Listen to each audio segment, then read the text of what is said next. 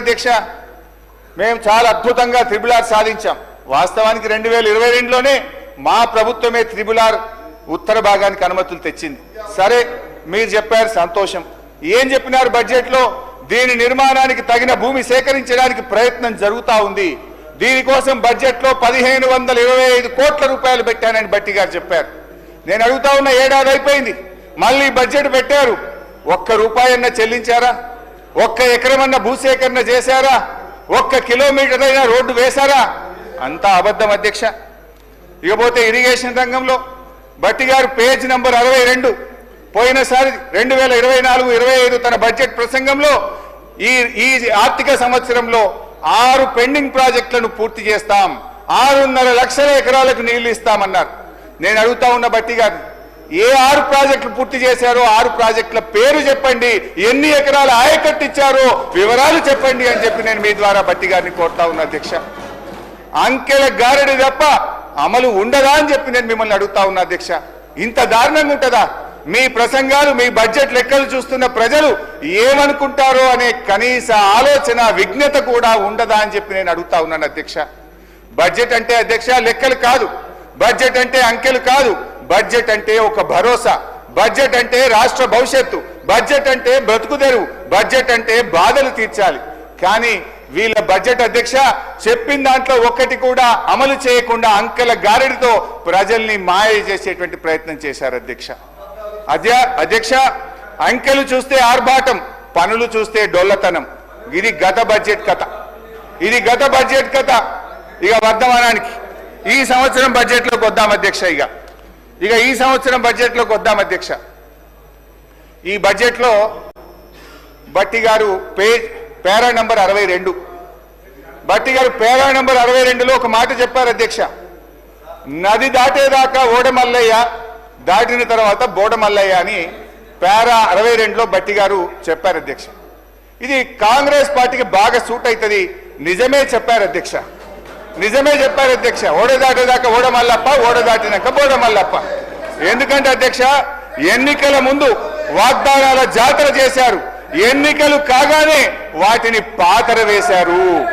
ఇవాళ మహాలక్ష్మి 2500 మోసం, 4000 రూపాయల పెన్షన్, రైతు భరోసా, రుణమాఫీ, తులం బంగారం, నిరుద్యోగ భృతి, ఏడాదిలో 2 లక్షల ఉద్యోగాలు, ఉద్యోగులకు పిఆర్సీ 4 డిఏలు, ఆటో డ్రైవర్లకు 12,000, అన్ని పంటలకు బోనస్, ప్రభుత్వంలో ఆర్టీసీ విలీనం, 5 లక్షల విద్యార్థి భరోసా కార్డు. భట్టి గారు ఇప్పుడు చెప్పండి, బోడమల్లయ్య ముచ్చట ఎవరికి వర్తిస్తుందో ఒకసారి చెప్పాలని చెప్పి నేను భట్టి గారిని కోరుతా ఉన్నా అధ్యక్ష. అధ్యక్ష ప్రస్తుత బడ్జెట్ పై కూర్చోండి బైసా ప్లీజ్.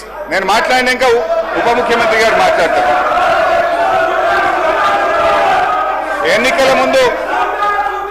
ఎన్నికల ముందు ఒక ప్రముఖ టీవీ ఛానల్ ఇంటర్వ్యూలో భట్టి గారు, ఒక జర్నలిస్ట్, రాష్ట్ర ఆదాయానికి మీరు చేస్తున్న వాగ్దానాలకు మధ్య తీవ్ర అంతరం ఉంది, ఎలా అమలు చేస్తారని అడిగారు అధ్యక్ష.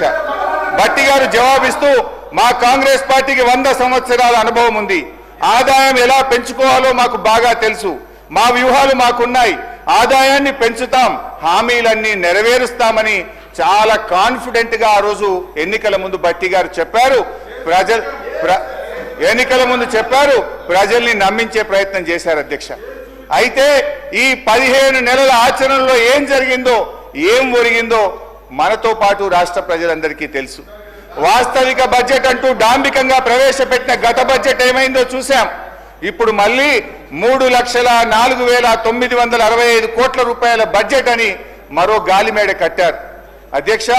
ఇది మోస్ట్ డిజాస్ట్రస్ రూలింగ్, ఇది most disappointment budget. Congress disastrous పరిపాలన వల్ల రాష్ట్ర ఆదాయం మీద నెగటివ్ ఎఫెక్ట్ చూపిస్తుంది, రాష్ట్ర ఆదాయం అంతకంతకు క్షీణిస్తా ఉంది.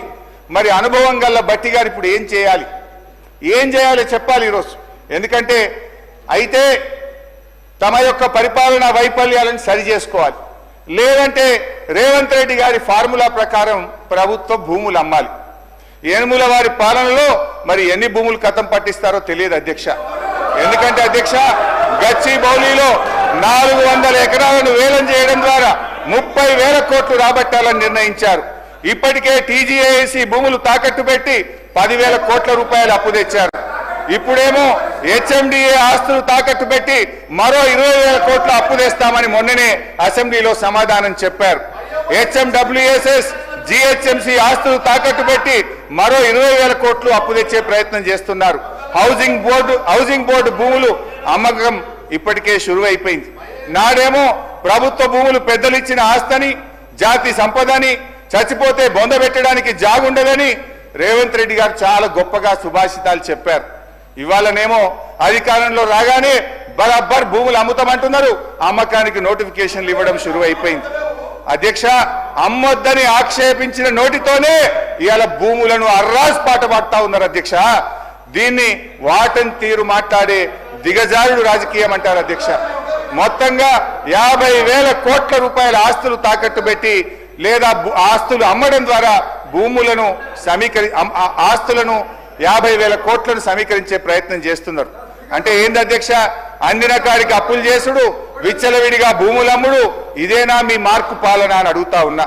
తన పరిపాలన నెగటివ్ ఎఫెక్ట్ వల్ల రాష్ట్ర ఆర్థిక వృద్ధి రేటు తగ్గిపోతుంది. తన వైఫల్యాన్ని కప్పుపుచ్చుకోవడానికి ఈ మధ్య కొత్త వాదన శురువు చేశారు. ఏంటంటే అధ్యక్ష, దేశమంతా ఆర్థిక మాంద్యం ఉందని, అందుకే ఆదాయం తగ్గిందని సెలవిస్తున్నారు. అధ్యక్ష, ఒక నిమిషం వినాలి సార్, మంత్రి గారు వినండి. అధ్యక్ష, కర్ణాటక, మహారాష్ట్ర, తమిళనాడు, ఆంధ్రప్రదేశ్ సహా దేశంలో ఎక్కడా కనిపించని ఆర్థిక మాంద్యం ఇవాళ తెలంగాణలో మాత్రమే ఎందుకుంది?